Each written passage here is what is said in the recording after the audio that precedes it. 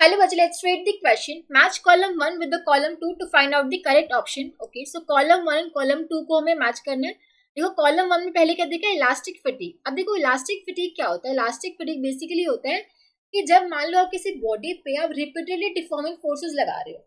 Repeatedly deforming forces apply करने से क्या होता है कि ड्यू टू दिस जो आपकी बॉडी होती है वो लेस इलास्टिक हो जाती है. ठीक है, उसकी इलास्टिक प्रॉपर्टी थोड़ी कम हो जाती है. It loses it elastic property under the action of a repeated deforming force. ठीक है, ये ऐसी प्रॉपर्टी होती है जिसके कारण क्या होता है, अगर मान लो आप रिपीटेड डिफॉर्मिंग फोर्सेस लगा रहे हो तो आपकी बॉडी थोड़ी कम इलास्टिक हो जाएगी. ठीक है, जरूरी नहीं कि पूरी की पूरी इलास्टिसिटी अपनी लूज कर दे, बट वो अपनी कुछ इलास्टिक प्रॉपर्टी लूज कर देती है. ठीक है, अगर आप थोड़ा सा उसको रेस्ट करने के लिए छोड़ दोगे ना, कि मान लो डिफॉर्मिंग फोर्सेस आप अप्लाई करना छोड़ दो, उसको थोड़ा रेस्ट के लिए छोड़ दो, फिर से वो अपनी इलास्टिसिटी गेन कर लेगा. लेकिन बारी बारी आप उस पर रिपीटेडली फोर्स लगाते रहते हो तो जिसकी वजह से क्या होता है, वो अपनी इलास्टिक प्रॉपर्टी उसकी थोड़ी कम हो जाती है. इलास्टिक फटीग क्या होता है, the property of the body by virtue of which it loses it elastic property under the action of a repeated deforming force. ठीक है, या फिर हम ऐसे भी बोल सकते हैं कि it is the property of elastic by virtue of which it's behaviour becomes less elastic. ठीक है, हम ऐसे ही बोल सकते हैं कि बिहेवियर उसका लेस इलास्टिक हो जाए. ठीक है, अंडर द एक्शन ऑफ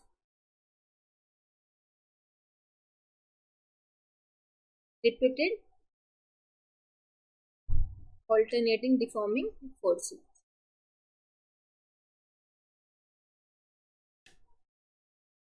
ठीक है, सो ए इज मैचिंग विथ क्यू. देखो इलास्टिक आफ्टर इफेक्ट क्या होता है. देखो नॉर्मली क्या होता है, कई बार आप अगर किसी बॉडी पे डिफॉर्मिंग फोर्सेस अप्लाई कर रहे हो तो जैसे आप इन फोर्सेस को रिमूव करोगे, है ना, तो आपका जो बॉडी है वो अपनी शेप रीगेन कर लेगा. लेकिन कई बार कुछ बॉडीज में ऐसे होता है कि आप जब डिफॉर्मिंग फोर्सेस रिमूव करते हो तो वो अपनी इमीडिएटली ओरिजिनल शेप रीगेन नहीं करता है.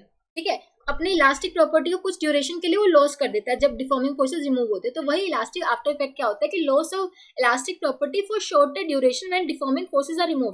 जो बॉडी होती है वो अपनी ओरिजिनल शेप इमीडिएटली गेन नहीं करता है, थोड़ी देर बाद करता है. ठीक है, तो यही जो इलास्टिक आफ्टर इफेक्ट है, लॉस ऑफ इलास्टिक प्रॉपर्टी है फॉर शॉर्टर ड्यूरेशन.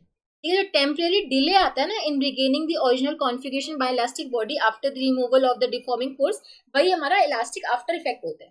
ठीक है, तो हम बोल सकते हैं loss of elastic property for the shorter duration when deforming forces are remove, body does not regain its original shape immediately. तो ये मैच करेगा आर से. उसके बाद इलास्टोमर्स. इलास्टोमर्स क्या होते हैं, इलास्टोमर्स के लिए हमारा जो स्ट्रेस होता है डायरेक्टली प्रोपोर्शनल स्ट्रेन के नहीं होता. Stress is not directly proportional to strain.